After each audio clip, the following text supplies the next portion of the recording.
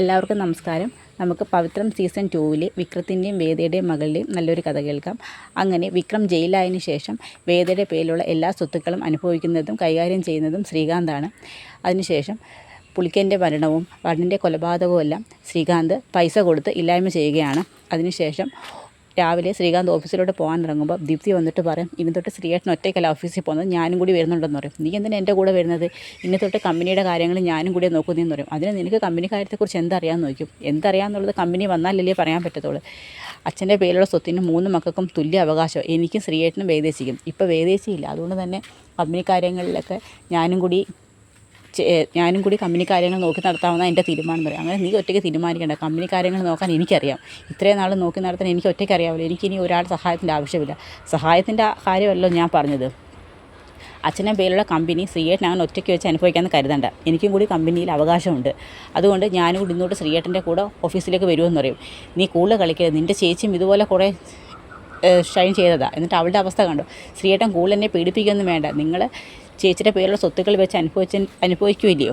അതുകൊണ്ട് തന്നെ ചേച്ചിയെ ഈ ഒരു അവസ്ഥയിലാക്കാൻ കാരണം നിങ്ങൾ തന്നെ. അതുകൊണ്ട് ആ വരട്ടൊന്നും ഈ ദീപ്തിയുടെ ചിലവാവില്ല. നാളെ തൊട്ട് ഞാനും കമ്പനി വരുമെന്ന് പറയും. അപ്പോഴത്തേക്ക് നമ്മുടെ ശ്രീകാന്തിന് നല്ല ദേഷ്യവും. പിറ്റേ ദിവസം ദീപ്തി ശ്രീകാന്ത് പറയുന്നതൊന്നും മൈൻഡ് ചെയ്യാതെ നേരെ ഓഫീസിലോട്ട് വരികയാണ്. ദീപ്തിയും ഓഫീസ് കാര്യങ്ങൾ കൈകാര്യം ചെയ്യുന്നുണ്ട്. ദീപ്തിക്ക് അവിടെ വന്നതിന് ശേഷം ചില കാര്യങ്ങളൊക്കെ മനസ്സിലാവുന്നുണ്ട്. ശ്രീകാന്ത് കമ്പനി ആകെ തകിടം മറിച്ചിട്ടിരിക്കുകയാണ്. ജോലിക്കാർക്കൊന്നും കൃത്യമായ സമയങ്ങളിൽ കൂലി കൊടുക്കാറില്ല. അവർക്ക് ബോണസും മറ്റ് അലവൻസും ഒന്നും കൊടുക്കാറില്ല. അവരുടെ ബോണസ് എല്ലാം കട്ട് ചെയ്യുകയും മറ്റ് കാര്യങ്ങളൊക്കെ ചെയ്യുന്ന കാര്യങ്ങളൊക്കെ വീട്ടിൽ വന്ന് ശങ്കരനോട് പറയുന്നുണ്ട്. ശങ്കരനും പത്മവും അത് കേട്ട് വിഷമിച്ച് നിൽക്കുകയാണ്. അവൻ ഇങ്ങനെയാണോ കമ്പനി നടത്തിക്കൊണ്ട് പോകുന്നത്? അച്ഛൻ കമ്പനി കാര്യങ്ങൾ മൊത്തം തകിടം പറഞ്ഞ് കിടക്കുകയാണ്. ശ്രീയേട്ടൻ ആ കമ്പനി നശിപ്പിക്കും. അച്ഛൻ ഒന്ന് വന്ന് അന്വേഷിക്കുകയെങ്കിലും ചെയ്യണമെന്ന് പറയും. മോളെ, അത് അവനല്ലേ ഇത്രയും നാളും എല്ലാം കൈകാര്യം ചെയ്യുന്നത്. അതേ അച്ഛൻ, അതിൻ്റെ എല്ലാം അവിടെ കാണാനുണ്ട്. സ്റ്റാഫിന് കറക്റ്റായിട്ട് ശമ്പളം കൊടുക്കത്തില്ലെന്ന്, അവർക്ക് മറ്റ് അലവൻസ് ഒന്നും കൊടുക്കാറില്ല. അച്ഛൻ ആ കണക്കുകളൊക്കെ നോക്കാൻ പറയും. ഉടനെ ശ്രീകാന്ത് ഇതൊക്കെ ശരിയാണോ എന്ന് ചോദിക്കും. എന്നെ ആരും കൂടുതലൊന്നും പഠിപ്പിക്കാൻ വരണ്ട. നിൻ്റെ കൈ കമ്പനി ഏൽപ്പിച്ചപ്പോൾ കമ്പനി നല്ല രീതിയിൽ നടത്താൻ വേണ്ടി, അല്ലാതെ കമ്പനിയെ നശിപ്പിക്കാൻ വേണ്ടിയല്ലെന്ന് പറയും. ഞാൻ കമ്പനി നശിപ്പിച്ചിട്ടില്ല. പിന്നെ നിങ്ങൾ ഇത്രയും നാൾ നിങ്ങൾ കറക്റ്റായിട്ട് തൊഴിലാളികൾക്ക് ബോണസും മറ്റ് അലവൻസും കൊടുത്തിട്ടുണ്ടോ എന്ന് ചോദിക്കും. അവർക്ക് പരാതിയില്ല. പിന്നെ നിനക്കെന്താ പരാതി എന്ന് ചോദിക്കും. അവരെ നിങ്ങൾ എന്തുകൊണ്ട് ഭീഷണിപ്പെടുത്തി വെച്ചിരിക്കുക? കറക്റ്റായിട്ട് സമയത്ത് അവർക്ക് ബോണസും മറ്റ് അലവൻസും കൊടുത്തില്ലെന്നുണ്ടെങ്കിൽ കേസും മറ്റ് കാര്യങ്ങളൊക്കെ ആകുമോ വെച്ചാൽ കമ്പനി പൂട്ടേണ്ട സ്ഥിതിയാകുമെന്നൊക്കെ ദീപ്തി കാര്യങ്ങൾ പറഞ്ഞ് ശങ്കരനെ കൺവിൻസ് ചെയ്യിക്കുന്നുണ്ട്. അതെ, കൂടുതൽ എന്നെ ആരും ഭരിക്കാനങ്ങ് വരണ്ട. എനിക്കിങ്ങനെ കമ്പനി നോക്കാൻ പറ്റത്തുള്ളൂ. ആരും കൂടുതൽ അതിൽ അധികാരം കാണിക്കാനങ്ങ് വരണ്ട. വന്നു കഴിഞ്ഞാലേ നിങ്ങളുടെ മൂത്ത മോളുടെ അവസ്ഥ തന്നെ ആവും നിങ്ങളുടെ ഇളയ മൂക്കും എന്ന് പറഞ്ഞ് ദീപ്തിയെ ഭീഷണിപ്പെടുത്തുന്നുണ്ട്. അച്ഛാ, ശ്രീയേട്ടൻ പറയുന്നതൊന്നും അച്ഛൻ ശ്രദ്ധിക്കേണ്ട കാര്യമില്ല. ശ്രീയേട്ടൻ എപ്പോഴും എല്ലാവരും കൊല്ലുന്ന ചുമതല മാത്രമേ ഉള്ളെന്ന് പറയും. ശ്രീയേട്ടനല്ലേ കള്ളക്കേസ് കൊടുത്ത് പാവം പിടിച്ച വിക്രം ചേട്ടനെ അകത്താക്കിയത്. ദർശേട്ടനെ കൂട്ട് പിടിച്ചുകൊണ്ട് വിക്രം ചേട്ടനെ ഇല്ലാത്ത കേസിലെല്ലാം ശ്രീയേട്ടൻ പ്രതിയാക്കിയ. വരുണിൻ്റെ കൊലപാതകം ആരാ ചെയ്തതെന്ന് ഇതുവരെയും തെളിവ് പോലും കിട്ടിയിട്ടില്ല. അതുകൊണ്ട് വരുണിൻ്റെ കൊലപാതകം വിക്രം ചേട്ടൻ്റെ പേരിലാക്കാമെന്ന് ശ്രീയേട്ടൻ കരുതണ്ട. വാസവനങ്ങളെ കണ്ട് ഞാൻ സംസാരിച്ചിട്ടുണ്ട്. ശ്രീയേട്ടൻ ഒരു എത്രയൊക്കെ കള്ളം പറയാൻ ശ്രമിച്ചാലും എനിക്ക് വളരെ ഉറപ്പുണ്ട് വിക്രം ചേട്ടനും വേദചേച്ചിയും എനിക്കെതിരായി ഒന്നും ചെയ്യത്തില്ലെന്ന്. അവർ എൻ്റെ വരുണിൻ്റെയും വിവാഹത്തിന് അനുകൂലമായിരുന്നു. അതിൽ ശക്തമായ എതിർപ്പ് കാണിച്ച ശ്രീയേട്ടൻ തന്നെ. വരുണിൻ്റെ കൊലപാതകത്തിന് എനിക്ക് ശ്രീയേട്ടനെ തന്നെ സംശയം. അതിനുവേണ്ടി എൻക്വയറി തന്നെ നടക്കുന്നുണ്ടെന്ന് പറഞ്ഞ് ദീപ്തി അങ്ങ് അകത്തോട്ട് കയറിപ്പോവും. കണ്ടില്ലേ മോള് കാണിച്ചു കൂട്ടുന്നത്? എനിക്കെതിരെ സംസാരിക്കാൻ അവൾ ശ്രമിച്ചു കഴിഞ്ഞാൽ ഇവളുടെ ജീവിതം നിങ്ങളുടെ മൂത്ത മോളുടെ പോലെ ദുഃഖത്തിലായിരിക്കുമെന്ന് പറഞ്ഞ് ശങ്കരനെയും പത്മത്തെയും ഭീഷണിപ്പെടുത്തുന്നുണ്ട്. എടാ, നിൻ്റെ കൂടപ്പിറപ്പ് അവൾ, നീ ഇങ്ങനെയാണല്ലോ സംസാരിക്കുന്നത് നോക്കും. നീ ഒരുത്തൻ കാരണം എൻ്റെ വേദമോളി വീടും നാടും വിട്ട് പോയത്. അവൾ എവിടെയാണെന്ന് പോലും എനിക്കറിയത്തില്ല. ഇനി എൻ്റെ ദീപ്തി മോളെ കൂടി നിനക്ക് ഇല്ലായ്മ ചെയ്യണോളാ എന്ന് പറഞ്ഞ് ശങ്കരൻ ശക്തമായിട്ട് പ്രതിഷേധിക്കുന്നുണ്ട് ശ്രീകാന്തിനോട്. പക്ഷേ ശ്രീകാന്ത് അതൊന്നും വകവയ്ക്കുന്ന പോലുമില്ല. അതിനുശേഷം ദീപ്തി ഓഫീസിലോട്ട് വരികയാണ്. ദീപ്തി ഓഫീസിലോട്ട് വന്നതിന് ശേഷം ദീപ്തി പല കാര്യങ്ങളും കണ്ടുപിടിക്കുന്നുണ്ട്. ശ്രീകാന്തിൻ്റെ കള്ളത്തരങ്ങൾ ഉൾപ്പെടെ ദീപ്തി കണ്ടുപിടിക്കുന്നുണ്ട്. ശ്രീകാന്ത് ഓഫീസിലില്ലാത്തൊരു സമയം നോക്കി ശ്രീകാന്തിൻ്റെ ഓഫീസ് റൂമിൽ ഒരു ഡയറി കിട്ടുന്നുണ്ട്. ആ ഡയറിക്കകത്ത് വരുണിൻ്റെയും പുളിക്കൻ്റെയും അനിയൻകുട്ടൻ്റെയും ഫോട്ടോയും വിക്രത്തിൻ്റെയും വേദയുടെയും ഫോട്ടോയും അതിൻ്റെ കൂടെ തന്നെ ചന്ദ്രശേഖരക്കുറുപ്പിൻ്റെ ഒരു ഫോട്ടോയും കൂടി കയ്യിരിക്കുന്നുണ്ട്. ഇത് കാണുന്ന ദീപ്തി വളരെ ടെൻഷനാവുകയാണ്. കാരണം എന്തുകൊണ്ടാണ് ഇത്രയും ഫോട്ടോ ഇയാൾ സൂക്ഷിച്ചു വെച്ചിരിക്കുന്നത്? പിന്നെ അവിടെ മരണപ്പെട്ട ആൾക്കാരുടെ കുറച്ച് പേരുകളും കൂടി എഴുതി വെച്ചിട്ടുണ്ട്. അതുപോലെ തന്നെ ഇനി അടുത്തത് വിക്രവും വേദയാണ് വ്യക്തമായിട്ട് അതിൽ നോട്ട് ചെയ്തിട്ടുണ്ട്. അതിനുശേഷം ഫോൺ എടുത്ത് വെച്ച് നോക്കുമ്പോൾ ഫോണിനകത്ത് ഒരുപാട് വോയിസ് മെസ്സേജ് കിടക്കുന്നു. സാബു എന്ന് പറയുന്ന പോലീസുകാരന് 5 ലക്ഷം രൂപ കൊടുത്തതും എനിക്ക് പെട്ടെന്ന് തന്നെ കുറച്ച് പൈസയും കൂടി ആവശ്യമുണ്ട്, എനിക്ക് സർജറിക്ക് കുറച്ച് പൈസ ആവശ്യമുണ്ട്, നിങ്ങൾക്ക് വേണ്ടിയാണ് ഞാൻ വരുണിനെ കൊലപ്പെടുത്തിയത് എന്നൊക്കെയുള്ള കുറച്ച് വോയിസ് നോട്ട് ദീപ്തിക്ക് കിട്ടുന്നുണ്ട്. ഇത് കാണുന്ന ദീപ്തിക്ക് മനസ്സിലാവുന്നുണ്ട് വരുണിൻ്റെ കൊലപാതകത്തിന് കാരണം ശ്രീകാന്താണ്, ശ്രീകാന്ത് ഏർപ്പെടുത്തിയ ആളാണ് വരുണിനെ കൊന്നതെന്നൊക്കെ ദീപ്തിക്ക് മനസ്സിലാവുന്നുണ്ട്. അതിനുശേഷം ഈ വിവരങ്ങളെല്ലാം ദീപ്തി വാസവനെ അറിയിക്കുകയാണ്. അതായത് വരുണിനെ അച്ഛൻ്റെ അടുത്ത് എല്ലാ സത്യങ്ങളും പറയുന്നുണ്ട്. അങ്കിൾ, എനിക്ക് മുമ്പേ സംശയം ഉണ്ടായിരുന്നു, ശ്രീയേട്ടനാണ് ഇതിൻ്റെ എല്ലാം പിന്നിൽ നിന്ന്. വരുണിൻ്റെയും എൻ്റെ വിവാഹത്തിന് ശക്തമായ എതിർപ്പായിരുന്നു ശ്രീയേട്ടന്. വേദേശിയും വിക്രം ചേട്ടനും ഞങ്ങളുടെ വിവാഹത്തിന് അനുകൂലമായിരുന്നു. വരുണിനെ മാറ്റിയെടുത്തതിനുള്ള സന്തോഷം വിക്രം ചേട്ടനുണ്ടായിരുന്നു. എനിക്ക് അന്നേ സംശയം ഉണ്ടായിരുന്നു ശ്രീയേട്ടനെ എന്ന് പറയും. അങ്ങനെ തെളിവുകളെല്ലാം വാസവനെ കാണിക്കുകയാണ്. വാസവന് ശ്രീകാന്തിനെ കൊല്ലാനുള്ള ദേഷ്യം ഉണ്ടായിരുന്നു. ദേഷ്യം പറയും, മോളെ ഇപ്പം നമ്മളൊന്നും ചെയ്യണ്ട, ഇതിന് എന്താ ചെയ്യേണ്ട മറുപടി എന്ന് എനിക്കറിയാം, ഇത് ഞാൻ സമയം പോലെ ചെയ്തോളാം എന്നൊക്കെ പറയും. അതിനുശേഷം വിക്രത്തെ കാണാനായിട്ട് വാസവൻ സ്റ്റേഷനിലോട്ട് വരുന്നുണ്ട്. അതിനുശേഷം ശ്രീകാന്തിൻ്റെ എല്ലാ കാര്യങ്ങളും വിക്രത്തിനോട് വാസവൻ പറയുന്നുണ്ട്. അതിനുശേഷം വിക്രം പറയുന്നുണ്ട്, എനിക്ക് ഉറപ്പായിരുന്നു വാസവൻ, നിങ്ങളുടെ മകനെ ഞാൻ ഒരിക്കലും ഒന്നും ചെയ്തിട്ടില്ല. അന്ന് തൊട്ടേ ഞാൻ പറയുന്നുണ്ട് വരുണിൻ്റെ കൊലപാതകം എനിക്ക് യാതൊരു പങ്കുമില്ലെന്ന്. പക്ഷേ അനിയൻകുട്ടനെ കൊന്നത് ശ്രീകാന്താണ്, അത് ഞാൻ നേരിട്ട് സാക്ഷിയായതാണ്. പുള്ളിക്കാൻ്റെ മരണത്തിലും ശ്രീകാന്ത് തന്നെയാണെന്ന് പറയും. അപ്പോഴത്തേക്ക് പറയും, വരുണിനെ കൊന്നത് മറ്റാരുമല്ല, ആ ശ്രീകാന്ത് ഏർപ്പെടുത്തിയ സാബു എന്ന് പറയുന്ന പോലീസുകാരനാണെന്ന് പറയും. അയാളോ? അതെ. ആരെ ഇത് പറഞ്ഞത്? ദീപ്തി കണ്ടുപിടിച്ചാന്ന് പറയും. ശ്രീകാന്തിൻ്റെ ഫോണിൽ നിന്ന് കുറച്ച് വോയിസ് മെസ്സേജും കുറച്ച് ഡയറിയിൽ നിന്ന് കുറച്ച് വിവരങ്ങളൊക്കെ കിട്ടി. ദീപ്തി മോളാണ് എൻ്റെ അടുത്ത് എല്ലാ വിവരങ്ങളും പറഞ്ഞതെന്ന് പറയും. അപ്പോൾ വരുണിനെ കൊന്നത് സാബു എന്നാണോ പറയുന്നത്? അതെ, അവനാണ് എൻ്റെ മോനെ കൊന്നതെന്ന് പറയും. പുള്ളിക്കൻ്റെ മരണത്തിനും കാരണം അവൻ തന്നെ ആണെന്ന് പറയും. പുള്ളിക്കനെ കൊന്നത് ശ്രീകാന്താണ്.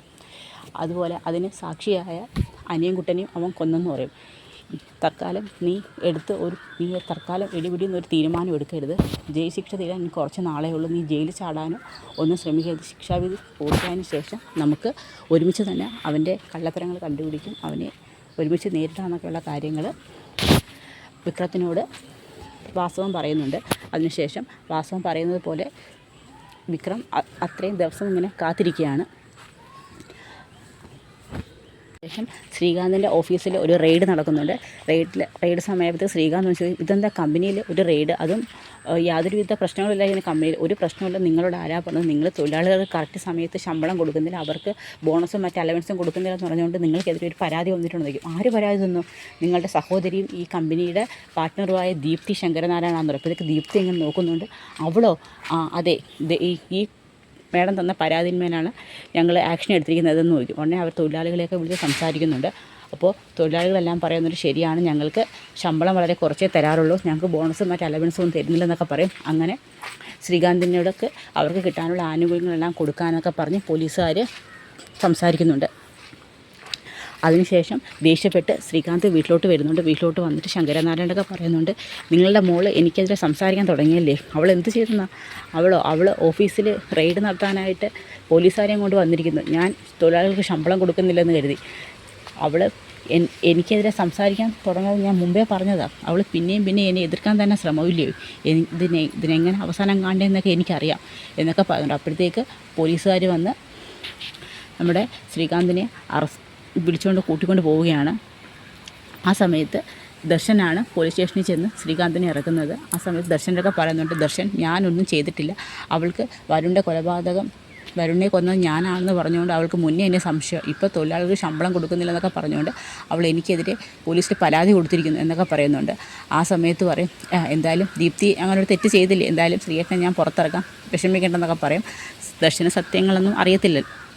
അതിനുശേഷം ദർശൻ ശ്രീകാന്തിനെ ഇറക്കിയതിന് ശേഷം ഓഫീസിലോട്ട് വരുന്നുണ്ട്. ആ സമയത്ത് കാറിലാണ് ദർശനെ പോലീസ് സ്റ്റേഷനിൽ നിന്ന് കൂട്ടിക്കൊണ്ട് ഓഫീസിലോട്ട് പോകുന്നത്. ആ സമയത്ത് ശ്രീകാന്തിൻ്റെ കയ്യിലൊരു ഡയറി ഇരിപ്പുണ്ടായിരുന്നു, ഒരു ഫോണും. പക്ഷെ പെട്ടെന്നുള്ള ഇതിൽ ശ്രീകാന്ത് അത് രണ്ടും എടുക്കാനങ്ങ് മറന്നു. അത് ദർശൻ്റെ കൈ കിട്ടും. ദർശൻ അതെടുത്ത് വായിച്ച് നോക്കുന്ന സമയത്ത് ദർശൻ അതിൽ നിന്നാണ് സത്യങ്ങളെല്ലാം ദർശൻ മനസ്സിലാക്കുന്നത്. കാരണം പുളിക്കൻ്റെ മരണവും വരുണിൻ്റെ മരണത്തിൻ്റെ എല്ലാം കാരണം ശ്രീകാന്താണെന്ന് ദർശൻ ആ ഡയറി വായിച്ച് മനസ്സിലാക്കുന്നുണ്ട്. വരുണിൻ്റെ ഫോട്ടോ, പുളിക്കൻ്റെ ഫോട്ടോ, അനിയൻകുട്ടൻ്റെ ഫോട്ടോ, ചന്ദ്രശേഖരൻ്റെ ഫോട്ടോയും കിടപ്പുണ്ട്. അപ്പോൾ ഇത് എൻ്റെ അച്ഛൻ്റെ ഫോട്ടോ ഇല്ല, ഇതെങ്ങനെ ശ്രീകാന്തിൻ്റെ കൈ വന്ന് നോക്കുമ്പോൾ അതിനകത്ത് മനസ്സിലാവുന്നുണ്ട് അന്ന് വിക്രത്തിനെ കൊല്ലാനായിട്ട് എടുത്ത തോക്ക് എടുത്തിട്ട് വിക്രത്തിനെ കൊല്ലാൻ നോക്കുമ്പോൾ ആ തോക്കിലെ വെടി വന്ന് കൊള്ളുന്നത് ചന്ദ്രശേഖരനാണ്. അങ്ങനെ ചന്ദ്രശേഖരനെയും കൊന്നത്, അതായത് ദർശൻ്റെ അച്ഛനെ കൊന്നത് ശ്രീകാന്താണെന്ന് ദർശന് ബോധ്യപ്പെടുന്നുണ്ട്. പിന്നെ ആ ഫോണിനകത്ത് കുറച്ച് വോയിസ് നോട്ട് കിട്ടുന്നുണ്ട്. അതിനകത്തും സാബു എന്ന് പറഞ്ഞ പോലീസുകാരൻ 5 ലക്ഷം രൂപ ആവശ്യപ്പെട്ടതും ഇതിനെല്ലാം കാരണം വരുണിനെ കൊന്നതിൻ്റെ കാരണം വരുണിനെ ഞാനാണ് കൊന്നത് എന്നൊക്കെയുള്ള കാര്യങ്ങൾ ശ്രീകാന്തിനോട് പറയുന്നതും അയാളിൽ നിന്ന് 5 ലക്ഷം രൂപ പ്രതിഫലം പറ്റുന്നതൊക്കെയുള്ള കാര്യങ്ങളൊക്കെ സംസാരിക്കുന്ന വോയിസ് ക്ലിപ്പിങ്സും എല്ലാം ദർശന് കിട്ടുകയാണ്. ദർശന് കാര്യങ്ങളെല്ലാം മനസ്സിലാവുന്നുണ്ട്. തൻ്റെ അച്ഛനെ കൊന്നത് വിക്രമാണെന്ന് കരുതിയാണ് കോടതിയിൽ വിക്രത്തിനെതിരെ എല്ലാം ചെയ്തു കൂട്ടിയത്. വേദയും വിക്രവും നിരപരാധികളായിരുന്നു.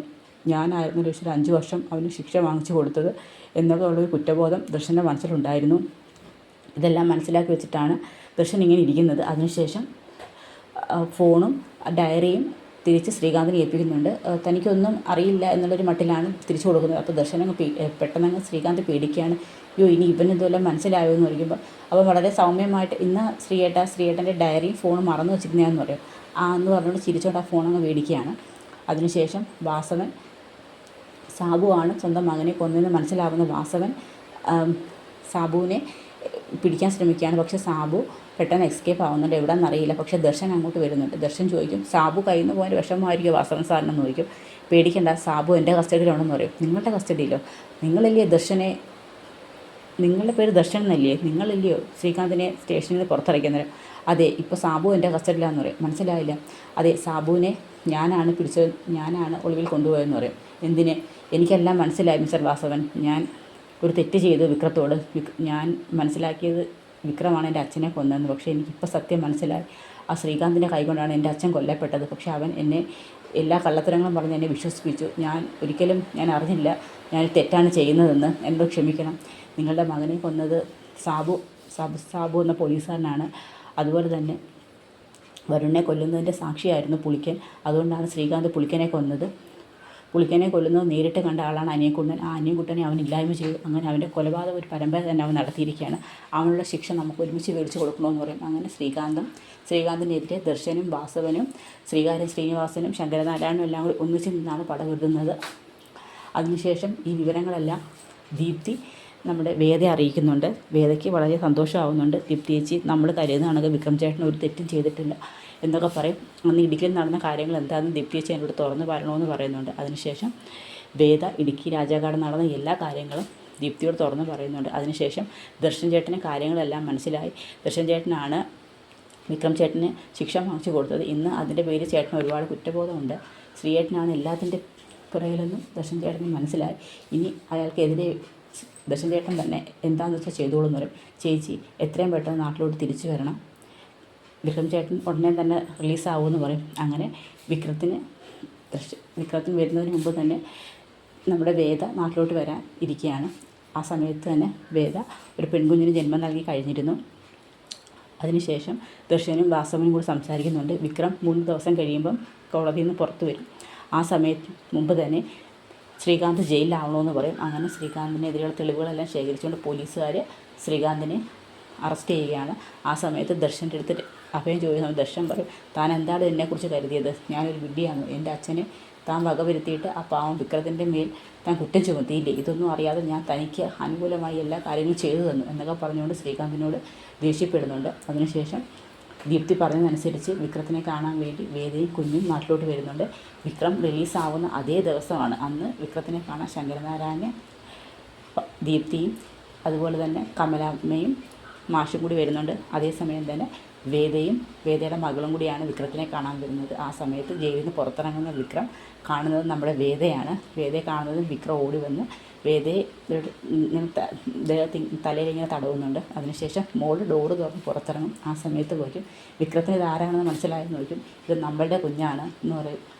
ശരിക്കും അതെ, ഞാൻ ഇടുക്കിയിൽ നിന്ന് പോകുന്ന സമയത്ത് ഞാൻ വിക്രത്തിൻ്റെ കുഞ്ഞിനെ ഗർഭം ധരിച്ചിരുന്നു എന്ന് പറയും. ഇയാളിൽ നിന്ന് എൻ്റെ കുഞ്ഞിനെ രക്ഷിക്കാൻ വേണ്ടിയാണ് ഞാൻ ഈ നാട് വിട്ട് തന്നെ പോയെന്നൊക്കെ പറയും. വിക്രത്തിന് കാര്യങ്ങളെല്ലാം മനസ്സിലാവുന്നുണ്ട്. അതിനുശേഷം ചെയ്ത തെറ്റിന് ശ്രീകാന്ത് ജയിലിലാവുകയാണ്. അങ്ങനെ ശ്രീകാന്തിനെ കൂട്ടിക്കൊണ്ട് പോലീസുകാർ അങ്ങോട്ട് വരും. ആ സമയത്ത് വിക്രത്തിനെയും വേദയെ ഒരുമിച്ച് കാണുന്ന ശ്രീകാന്തിന് ദേഷ്യവും ഒക്കെ വരും. കാരണം ഒരിക്കലും പ്രതീക്ഷിക്കുന്നില്ല വേദയ്ക്ക് ഒരു കുഞ്ഞ് ജനിച്ച കാര്യവും വേദ സുഖമായിരിക്കുന്ന കാര്യമൊന്നും. അതിനുശേഷം വിക്രവും വേദയും ചേർന്ന് ശ്രീകാന്തിനോട് പറയുന്നുണ്ട്, താൻ ഒരിക്കലും കരുതിയില്ല എൻ്റെ വേദയും കുഞ്ഞും മടങ്ങി വരുമെന്നില്ലേ? ഉടനെ വേദ പറയുന്നുണ്ട്, താൻ ഇത്രയും നാളും കൈവശം വെച്ച് അനുഭവിച്ച സ്വത്തുക്കളുണ്ട്, തനിക്ക് അതായിരുന്നല്ലോ ഏറ്റവും വലുത്. ആ സ്വത്തുക്കളുടെ ഇനിയുള്ള അവകാശി എൻ്റെ മകളാണെന്ന് പറയും. അങ്ങനെ വിക്രവും വേദയും മകളും കൂടി ചേർന്ന് നമ്മുടെ ശ്രീകാന്തിൻ്റെ മുന്നിലോട്ട് വരികയാണ്. അപ്പോൾ അതൊക്കെയാണ് നമ്മൾ വരാൻ പോകുന്ന പവിത്രം സീസൺ 2 കാണാൻ പോകുന്നത്. അപ്പോൾ നല്ല അടിപൊളി സീൻസൊക്കെയാണ് നമ്മൾ കാണുന്നത്, വിക്രത്തിൻ്റെയും വേദയുടെയും മകളെയൊക്കെ. അപ്പോൾ അതിനെ നമുക്ക് കാത്തിരിക്കുകയാണ്. അപ്പോൾ വീഡിയോ ഇഷ്ടമായ എല്ലാവരും ഒന്ന് സബ്സ്ക്രൈബ് ചെയ്ത് സപ്പോർട്ട് ചെയ്യണേ. എല്ലാവർക്കും ഒരു നല്ല ദിവസം നേരുന്നു. നന്ദി.